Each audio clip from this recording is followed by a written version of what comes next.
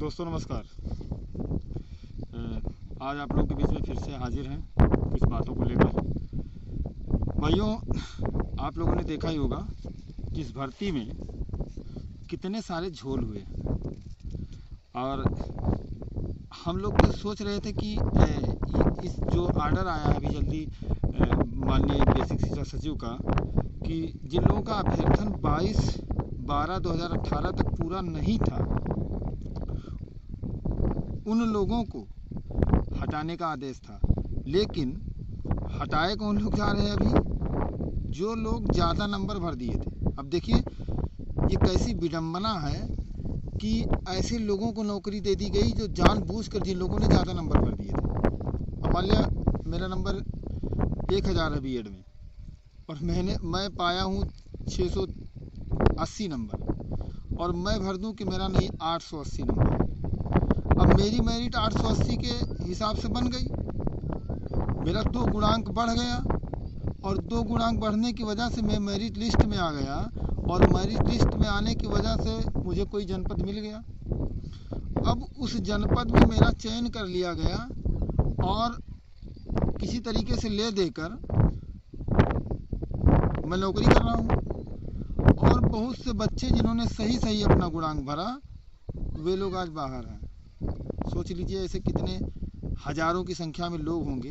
अभी तो कम आंकड़ा आ रहा है, अभी तो बीटीसी वालों का कहीं नाम ही नहीं आया। अभी तो केवल वही लोग खेल में चल रहे हैं जिन लोगों ने बहुत अधिक गुणांक भर दिया था या प्राप्तांक कम कर दिया था। यानी कि कुछ ऐसे लोग आपको दिखाई दे रहे हैं कि जिन लोगों ने प्राप्तांक ही कम कर दिया। मान लिया मैं हाई स्कूल में 600 नंबर का होता है, अब 600 नंबर में मान लिया मैंने प्राप्तांक भर दिया 500, तो 500 अगर प्राप्तांक हो गया तो ऑटोमेटिक आपकी मेरिट, आपने अगर पूर्णांक सही भरा है तो आपकी मेरिट बढ़ जाएगी।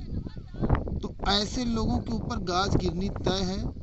हाँ, इस दायरे में वे लोग नहीं आएंगे जिनका किसी बोर्ड ने या यूनिवर्सिटी ने, जो लोग पहले 22/12/2018 से पहले जो लोग पास थे और उनका किसी यूनिवर्सिटी ने या किसी बोर्ड ने उनको उनकी मार्कशीट बाद में उनमें करेक्शन किया है।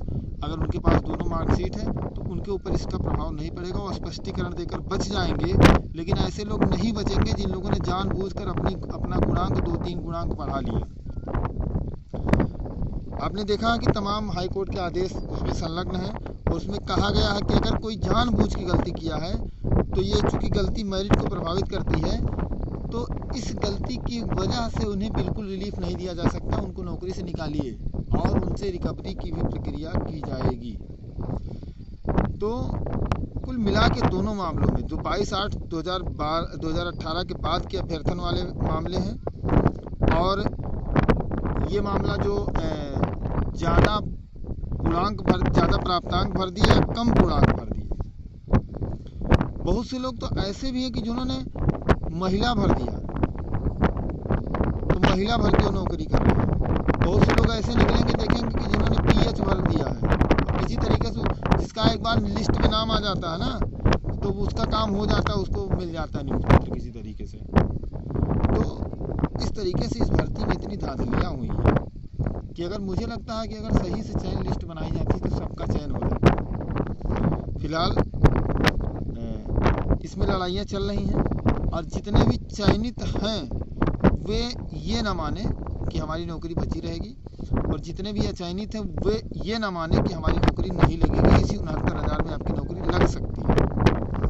फिलहाल जो बीएड का प्रकरण है, बीएड के प्रकरण पे कोई विशेष मामला नहीं है।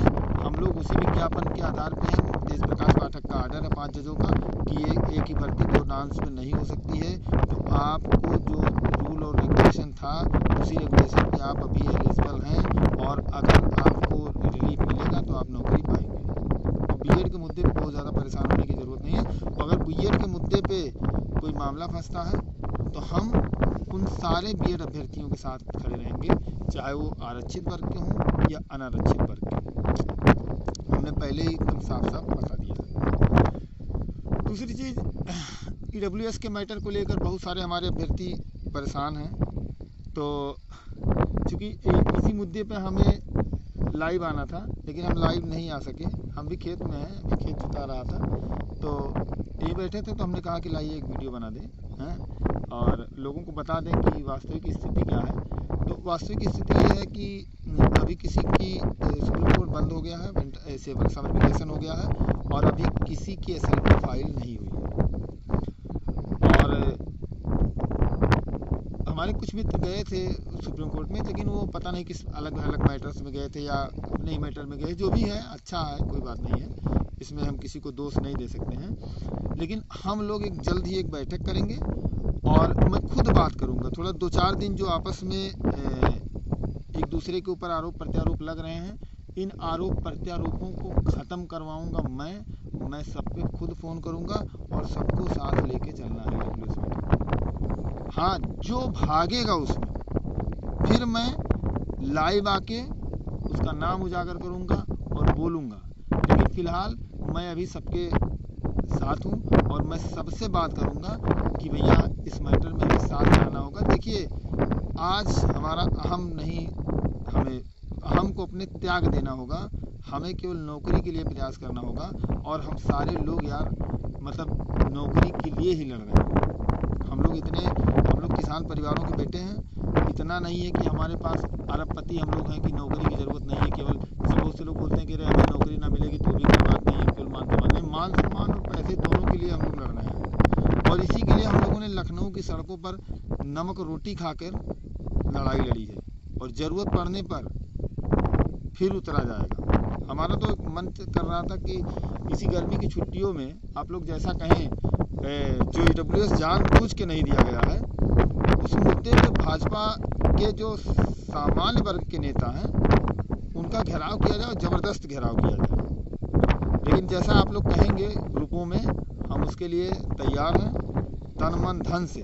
रही बात सुप्रीम कोर्ट जाने की, तो EWS मैटर में सुप्रीम कोर्ट जुलाई में ही जाएगा। तब तक हमारी लिस्टिंग एप्लीकेशन पड़ गई है लखनऊ में और बहुत जल्द उस पर सुनवाई होगी। अगर सभी लोग जो स्नेहलता मिश्रा की याचिका वाले हैं लखनऊ में, अन्य जो याचिकाओं वाले हैं, अगर वे सभी लोग एक छोटा सहयोग करें तो लखनऊ से ही हमें खुशखबरी मिल सकती है। हम सभी लोग मिलकर वहाँ पर एक लखनऊ में सीनियर कर लें और इस आर्डर को मॉडिफाई लखनऊ से ही करवाया जा सकता है, क्योंकि लखनऊ में हमने चयनित लिस्ट को चैलेंज किया हुआ है। तो हम ये सारी चीज़ें आप पे छोड़ते हैं, नहीं तो हम तो अपनी याचिकाओं को निस्तारित कराएंगे। खैर, और आप लोग जो परेशान होते हैं ग्रुपों में, बिल्कुल परेशान ना होइए। और एक चीज़ मैं और मतलब उन साथियों को बता देना चाहता हूँ कि हमारे ही बीच कुछ ऐसे साथी हैं जो आपस में लोगों से झगड़ा लगाने का काम करते हैं। उस झगड़ा लगाने में उनको कोई विशेष मज़ा नहीं आता है। कुछ लोग किसी का ऑडियो वायरल कर दिए, किसी का वीडियो वायरल कर दिए, किसी का कुछ वायरल कर दिए। तो इससे ज़्यादा ये अगर सभी लोग अगर यही काम करेंगे ना, तो आप अपनी नौकरी से बहुत दूर चले जाएंगे और लड़ाई को बहुत कमज़ोर कर देंगे। अगर कहीं खाई है तो उस खाई को पाटने का काम आम अभ्यर्थियों को करना चाहिए। ये नहीं है कि उस खाई को अगर आप चौड़ा कर देंगे तो आप भी उसी गड्ढे में गिरोगे ना। तो आपका काम है कि आप उस खाई को पाटिए। अगर हम और हिमांशु आपस में लड़ रहे हैं तो हमको आपस में इकट्ठा कीजिए। अगर हम इकट्ठा रहेंगे तो आप मजबूत होंगे। अगर हम सभी लोग आपस में लड़ के मर जाएंगे तो फिर आपका तो नुकसान हो जाएगा, आपका भी नुकसान हो जाएगा। तो इसलिए हमारा सभी से निवेदन है कि बहुत सारी बातें होती है। देखिए, सबको पद और गोपनीयता की शपथ दिलाई जाती है।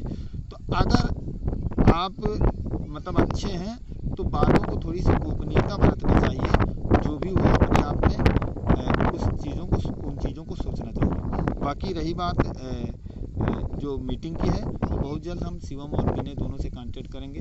शिवम भाई, विनय भाई दोनों ही सुलझे हुए व्यक्ति हैं और उनसे हम कांटेक्ट करके बहुत जल्द हिमांशु को लेकर और मीटिंग ऑर्गेनाइज करेंगे। हम चारों लोग आपस में बात कर लेंगे किस तरीके से चलना है। और हम तो चाहते हैं कि एक ही एडवोकेट के माध्यम, एक ही AOR के माध्यम से और उस AOR के माध्यम से हम फाइल कराएंगे जो इस ओवरलैपिंग के मैटर में इन्वॉल्व ना हो, नहीं तो डबल मैटर में तो फिर वो मामला खिचड़ी हो जाएगा। और सीनियर का भी चयन अच्छे तरीके से किया जाएगा, अच्छे से अच्छा सीनियर को चयनित किया जाएगा। अब हमने तो ये सुना है कि अगर केस कनेक्ट हुआ तो मामला वहाँ पर जनरल वर्सेस जनरल ही रह जाएगा।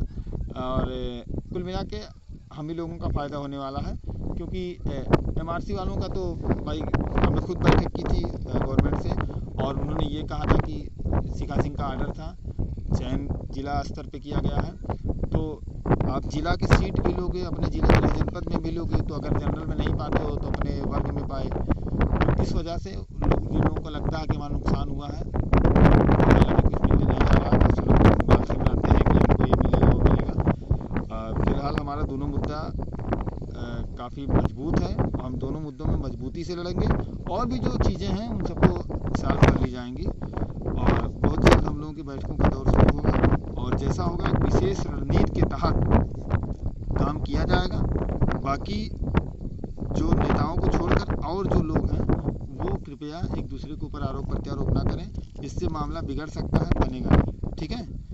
तो बस यही है कि जो भी चीज़ें चल रही हैं इसको बहुत जल्दी सॉल्व किया जाएगा, और सभी लोग आपस में मित्र हैं, हम इसको सॉल्व करके ही आगे बढ़ेंगे। नमस्कार, जय श्री राम।